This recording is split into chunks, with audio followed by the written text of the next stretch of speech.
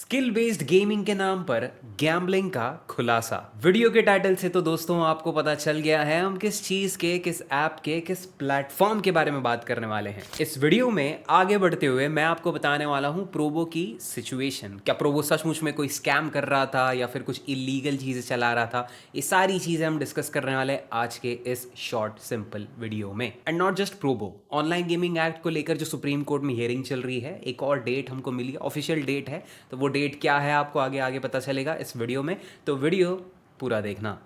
नमस्कार दोस्तों, मैं आयुष चौधरी और आज हम बात करने वाले हैं प्रोबो के या फिर ईडी के एक और नए रेड के बारे में। सबसे लेटेस्ट न्यूज़ अगर आप चेक करो ना 13 दिसंबर तक की, तो फिर हमें ये जानने को मिला है कि ईडी या फिर एनफोर्समेंट डायरेक्टरेट ने प्रोबो मीडिया टेक्नोलॉजीज से रिलेटेड 117 करोड़ तक के एसेट्स सीज किए हैं। अब इस एसेट्स में मूवेबल और इमूवेबल एसेट्स भी हैं, मतलब प्रॉपर्टीज भी हैं, बैंक अकाउंट्स भी हैं, क्रिप्टोज है, वगैरह वगैरह वगैरह। बेसिकली अलग अलग तरीकों में 117 करोड़ तक के एसेट्स इनके अटैच किए गए हैं इस केस के साथ। और प्रोबो पर ये जो केस हुई है ये मनी लॉन्ड्रिंग के तहत की गई है। देखो, ईडी का कहना है कि प्रोबो वाले अपने प्लेटफॉर्म पे ऑनलाइन गैम्बलिंग सर्विसेज चलाते थे, जहां पर लोगों को लिटरली येस और नो ऐसे सिंपल से सवालों पर पैसे लगाने पड़ते थे, और अगर उनके सवाल करेक्ट आते थे और जिस भी तरीके से वहां पर खेला जाता था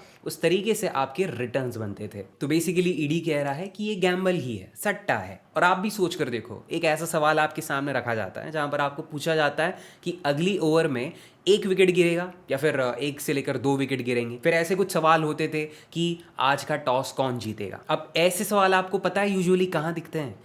बेटिंग वेबसाइट्स पर। यही सारी वेबसाइट्स पर ना ऐसे ऐसे बेट्स लगाते हैं लोग कि कौन टॉस जीतेगा। तो ऐसे क्वेश्चंस अगर प्रोबो जैसे प्लेटफॉर्म पर आपको देखने को मिलते हैं तो फिर ऑब्वियसली उसे गैम्बल के साथ जोड़ा जाएगा। और उसके पहले जो मैंने आपसे सवाल पूछा था कि अगली ओवर में एक विकेट गिरेगा या दो विकेट गिरेगा या फिर विकेट नहीं गिरेगा, तो ये येस और नो वाले क्वेश्चन, इसमें स्किल्स तो चलो मैं मानता हूं कि कौन सा बॉलर बॉलिंग कर रहा है वो तो मैटर करता है, लेकिन इसमें लक भी इन्वॉल्व रहता है। और जहां पर लक इन्वॉल्व रहता है ज्यादा तो उसे गेम ऑफ चांस कहा जाता है, और गेम ऑफ चांस क्लियरली एक गैम्बलिंग है। बट वो तो चलो ठीक है, क्रिकेट वाले में और भी वैरायटी थी, इनके पास बहुत सारे अलग अलग सवाल होते थे। लेकिन मैंने एक बार क्रिप्टो ट्राई किया था, मैंने यूट्यूब वाले क्वेश्चंस भी ट्राई किए थे। यूट्यूब वाले क्वेश्चंस भी बड़े सिंपल रहते थे। सौरव जोशी और ध्रुव राठी, इन दोनों की वीडियोस के बारे में ही सवाल मोस्टली पूछे जाते थे। अब मुझे नहीं लगता इसमें कि क्लियरली सट्टा है। यहाँ पर ऑब्वियसली आप अपनी स्किल्स यूज करते हो, आपको पता है वो वीडियो कैसा परफॉर्म कर रहा है, वो वीडियो किस टाइम पर अपलोड किया गया है। शाम को लोग फ्री रहते हैं, 7:30 बजे के अराउंड लोग सब बैठे रहते हैं, तो वीडियोस को रीच ज़्यादा मिलती है, उस टाइम पर उस यूट्यूबर को ज़्यादा व्यूज़ मिलते हैं। और बहुत सारे फैक्टर्स रहते थे भाई, सैटरडे, संडे, मंडे, कौन सा दिन है, लंच पीरियड है या फिर सुबह सुबह का टाइम है। तो इतने सारी चीज़ें अगर आप कंसिडर करते हो और फिर आप एक जजमेंट निकालते हो कि हाँ ये पॉसिबल है या फिर ये पॉसिबल नहीं है, तो फिर ये सट्टा कैसे हुआ? क्रिप्टो में भी हमने देखा कि कल सुबह 8 बजे के पहले क्रिप्टो की वैल्यू इतनी डिप होगी, इतनी राइज होगी। तो ऐसे सिंपल से सवाल रहा करते थे और इसी तरीके के सिंपल क्वेश्चन हुआ करते थे। बट आज ईडी ने इन्हीं क्वेश्चंस पर सवाल उठाया है कि ये क्लियरली एक ऑनलाइन गैम्बलिंग एक्टिविटी है, जिसकी मदद से प्रोबो ने अब तक 1245 करोड़ जनरेट किए हैं। और पिछले एक महीने में अगर आपका ध्यान हो इंटरनेट पे, आप पत्थर के नीचे नहीं हो, तो आपको पता होगा कि ईडी की ये सबसे पहली रेड नहीं है किसी रियल मनी गेमिंग ऐप पर। इसके पहले हमने विंजो और गेम्स क्राफ्ट के ऊपर हुई गई ईडी रेड्स के बारे में भी बात की थी, जहां पर क्लियरली ऐसे ऐसे प्रूफ्स हमको देखने को मिले,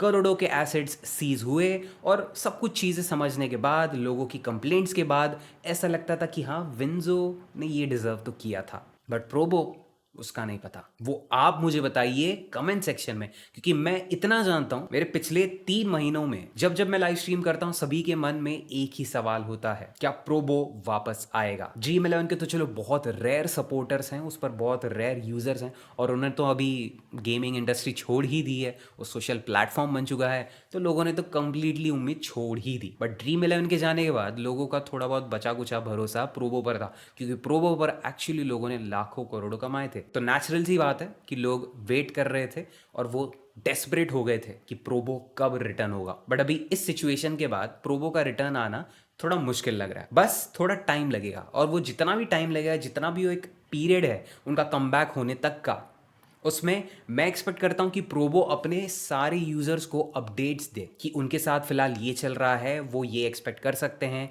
और इतने इतने टाइम में शायद इतनी एक गुड न्यूज़ उन्हें जानने को मिल सकती है, उनका कमबैक हो सकता है, वो कब ऑपरेट करेंगे। ये सारी चीज़ें अगर वो अपने सारी यूज़र्स को बताते रहें, वो अपडेट्स देते रहें, तो शायद लोगों का उनसे भरोसा नहीं उठेगा या फिर प्रोबो का कमबैक होगा, ये एक होप लोगों के मन में बना रहेगा। और प्रोबो का कमबैक तो चलो ठीक है, वो होगा नहीं होगा वो तो देखा जाएगा, लेकिन ओवरऑल रियल मनी गेम्स का क्या? Promotion and regulation of online gaming act 2025, इस पर जो सुप्रीम कोर्ट में हियरिंग चल रही है, इसकी एक ऑफिशियल डेट हमको मिली है जो कि है 21 जनवरी 2026। अब वो दिन ज़रूरी नहीं कि आपको कोई फाइनल वर्डिक्ट मिले, ज़रूरी नहीं कि सारी चीज़ें उसी दिन सेटल हों। क्या पता 21 जनवरी को वो एक और तारीख देंगे जो रहेगी फेब्रुअरी की देंगे मार्च में। ऐसी अगर उन्हें आगे खींचना है तो वो खींचते रहेंगे, उसमें हम कुछ नहीं कर सकते।